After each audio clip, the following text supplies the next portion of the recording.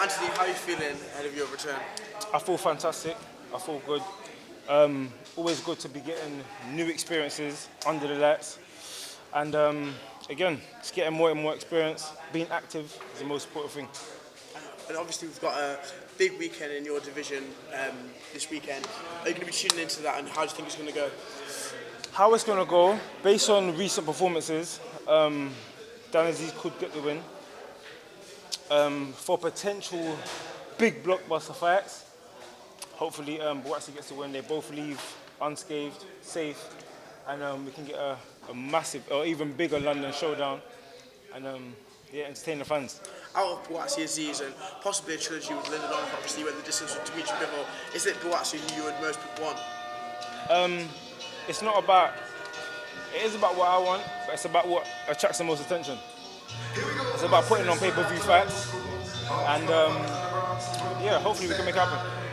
It's been about a year since you fought Beterbiev. Learning from that experience of having that, how much you feel you've grown as a person now, having sort of 2 comeback fights now, how much have you grown since that fight? I've learned a lot because I'm in the gym working all the time.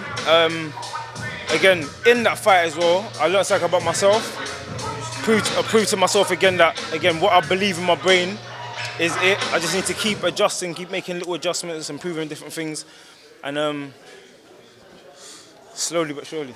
Going back to the topic of Buatsi-Azeez, and I know you talked about sort of wanting Buatsi, and it's always been sort of the talk of yourself, and outside of the heavyweight division, it's always been everyone wants to see Buatsi-Yarde. Do you feel like 2024 we could see the paths align, finally get that shadow on, getting through? He gets through on Saturday, and you get through next week. Well, yeah. I feel like for myself, I feel like I'm in a very, very good position for big fights. I said it on camera, I've said it publicly, I want big fights this year. Buatsi is one of them big fights. Callum Smith now, again, his name's been chucked out about. That's another big fight. Again, the difference with someone like Callum Smith, he's fought world champions, He's fought the biggest name in boxing. He's fought Canelo. He just got, again, Beterbiev walked through him, so that gave me a lot of credit. But again, that's another potential big fight. I feel like, to be honest with you, even this cruiserweight thing with Chris Billam-Smith, that got spoke about and people have been talking about that. So, again, everyone knows me. I've proven I don't shy away from fights. That's just not how I'm built. If the fight makes sense, we can make it happen. I don't call out nobody. I've never ever called out nobody. But all the attention was on Yarde and Buatsi. So I said it on camera. I went on Sky Sports. They were talking about the fight. So I said, yeah, if he wins the fight, hopefully me and Buatsi can get it cracking. Would a cruiserweight move would Billam-Smith be the only sort of person you'd be interested in from cruiserweight, with him being from the UK? I just thought, I met Billam-Smith. He's a lovely guy again, but we all do know this is business. It's not like he's not my friend. We don't know each other like that. I've just met him a couple of times, and any fight's possible. If the fight makes sense, it's possible. Anthony, I have to ask, you've spoken there about a potential fight with Callum Smith. Obviously, you mentioned the Joshua Buatsi fight. Put it on the table. If you had the chance to fight, say, Joshua Buatsi at the O2, sell that out in London, 2 London rivals, or the Callum Smith fight, this 5 versus 5 Matchroom Queensbury out in Saudi, where there might be a bit more money on the table as well, what would be of a high interest to you? To me, it don't matter. It matters about what's drawing the most attention, what's the offer, and what's on the table. That's just me being 100% honest. I've said publicly and I've proven. So I feel like I'm not the kind of person you should be asking these questions. You should be asking people the questions that haven't been in the ring with world champions. And when opportunities have been presented to make fights happen, it hasn't happened. So again, I'm not here to promote anybody else or do anything like that. I've said it publicly, the fights that I want big fights this year, but in the meantime, I need activity. Anthony, what are your reflections on Callum Smith's defeat to Artur Beterbiev? I think it just went how I thought it would go, and again, there was no disrespect to Callum Smith. I said it publicly, I want him to win the fight, but I just saw it as a massive ask, and I've been in there with Beterbiev. I know that I've seen and I felt the things that he does in there. It's little subtle things. Very intelligent, etc. He's strong, hits hard. I thought he was going to walk through Smith, and that's what he did. One of the talking points from that week, Anthony, was that atypical finding in Beterbiev's test. What did you make of that, and did you have anything like that come up prior to you fighting him? From what I was made aware of, there was nothing for the fight with me and him.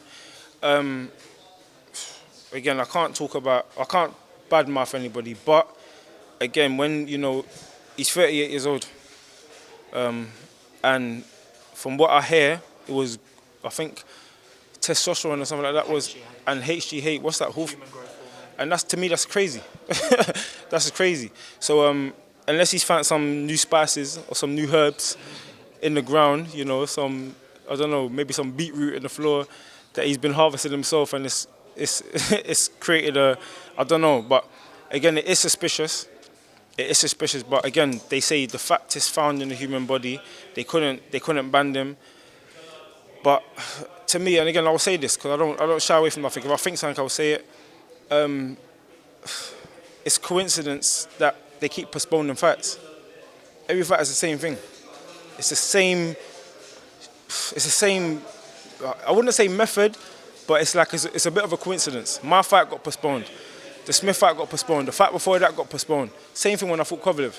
So again, if it is cheating that's causing me to be in the position I'm in and not be world champion, again, it is it's hurtful. I train my arse off. Everyone knows me. I give my all to boxing, and again, I'm just trying to change my life, my family's life. Again, my coach's life. Tunde, Joel, Martin, Arami, Ade. I'm trying to make everyone, all the hard work pay off, and it is paying off, but. Again, there's a process to it. Anthony, you tweeted after the Smith fight that the rematch between you and Beterbiev. Do you think that could happen in the future? I think 100%. You know, I was up on the scorecards in the Beterbiev fight. I've given him his hardest fight to this date, and it's them small margins. So again, going back to this little conspiracy theory about the drugs. If that's the little 1% that's causing me to, because look, Kovalev, he got found for drugs after I fought him, and I went out to Russia. You know, I risked everything. I was still undefeated at the time, big prospect, but my mentality is not based on here and now. My mentality is based on, I don't know, it's a bit bigger.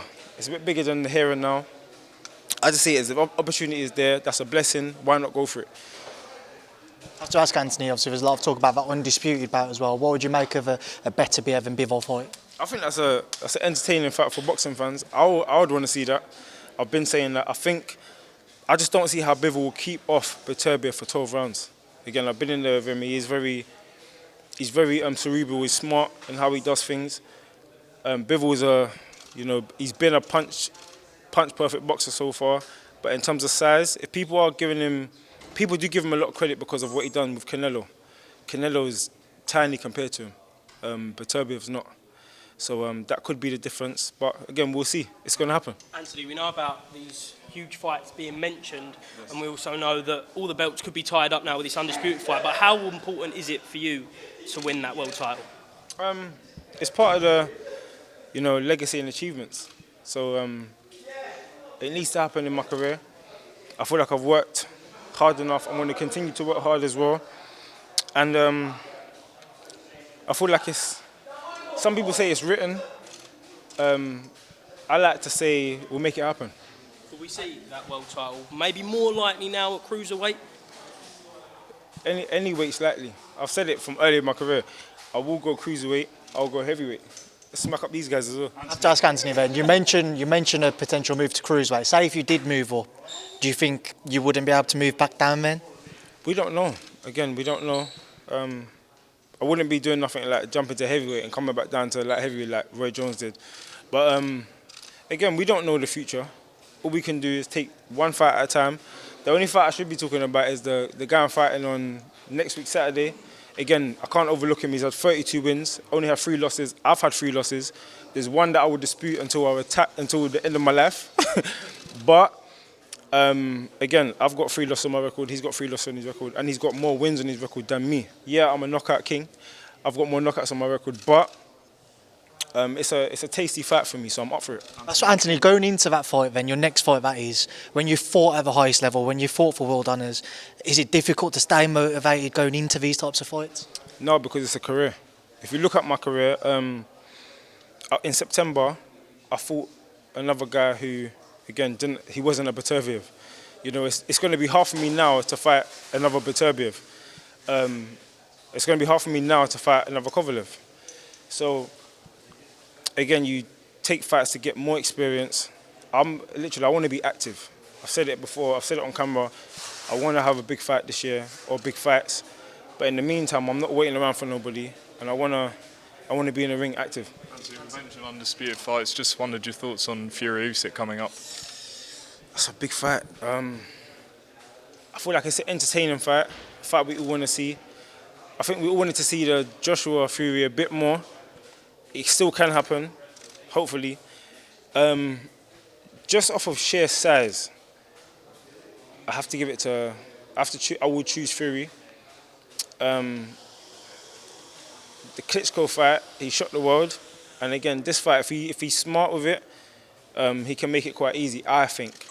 Anthony, does it excite you, all these big fights being made in Saudi Arabia? Because you've just said for the last 10 minutes you want these big fights, and hopefully they can materialise with His Excellency Turki Al-Sheikh making them. 100%. It's definitely exciting. It's a prize fighting sport. Someone like myself, yeah, for the boxing fans, and for myself, but it's a lot to do with boxing fans. You know, when people call on certain fights, when I heard about the Beterbiev fight, I said, this is a fight I'm interested to see how this is going to play out. So come, let's make it happen. I've shown what I'm like, and sometimes you give a lot to boxing fans, but you don't get a lot back. You don't get a lot back. So for me, it's about having the big fights. I will keep showing up. I'll keep putting on excellent performances. Next time I get a world title shot, I will win the fight. But again, it's all about experience. That's why I'm staying active. Are you pleased that some big fights can be made between Frank Warren and Eddie Hearn now? Oh yeah, 100%. 100%. What's that like for you to see now, Anthony? Obviously, Frank and Eddie, their relationship. I feel like it was always possible. But again, just business.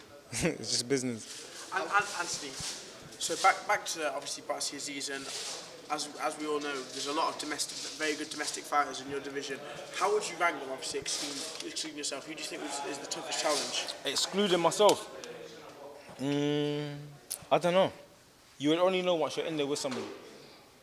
That's it. I'm not giving someone too much props. I'm not taking away props from anybody. You only know when you're in there with someone. Anthony, how likely is it those big fights come over in Saudi, do you think, rather in the UK? I think it's possible. Saudi have been making things happen.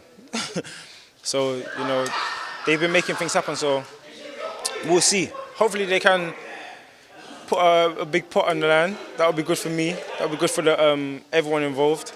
And it's sure that we'll entertain the fans. Just looking at Buatsi-Azeez, Anthony, if you're looking at it from both men's perspective, what's the keys for both men to come out on top on Saturday night?